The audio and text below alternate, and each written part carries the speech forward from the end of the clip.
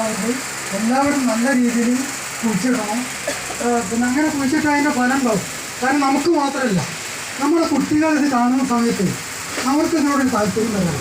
അപ്പോൾ ആ സമയം ഈ മൊബൈലിൽ തോണ്ടി കളിക്കുന്ന സമയത്തൊക്കെ കുട്ടികൾ എന്താക്കും, ഇതിൻ്റെ പിന്നാലെ പോയിക്കോളും. പിന്നെ നിങ്ങൾക്കൊക്കെ ദുഃഖം വരുന്ന സമയത്ത് അടുത്തുനിന്നവരെ വിളിച്ചിട്ടൊന്നും പരാതി പറയണം. നമ്മൾ അടുത്ത പറയില്ല, നിങ്ങൾ പച്ചക്കറിൻ്റെ ചെടിൻ്റെ മറ്റൊക്കെ പോയിട്ട് സങ്കടം പറഞ്ഞു വയ്ക്കും. നല്ല നസീമത്താന്ന സ്ഥലമായിട്ടുണ്ട്, നസീമത്താത്ത കാര്യമുണ്ട്. അപ്പോൾ സങ്കടം പറയുന്ന സമയത്ത് ഇവരെന്തോ നമ്മളറിയാത്ത ഒരു അദൃശ്യമായൊരു ശക്തി നമുക്ക് തരുന്നുണ്ട്. അപ്പോൾ പിന്നെ ഈ പരദോഷം പറിച്ചിലൊക്കെ ഉള്ള സമയമൊക്കെ അതിനെ പോയി എടുത്തു പോയിട്ട് കുറച്ച് കിന്നാരം പറഞ്ഞാൽ മതി. അപ്പോൾ ഇവർക്ക് നല്ല വളർച്ച ഉണ്ടാവും.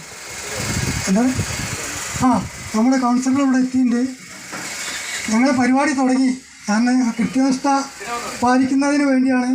ആദ്യത്തെ 5 പേർക്ക് പ്രത്യേക പ്രോത്സാഹന സമ്മാനം ഉണ്ട്. 5 പേർക്കുള്ളൂ കിട്ടും.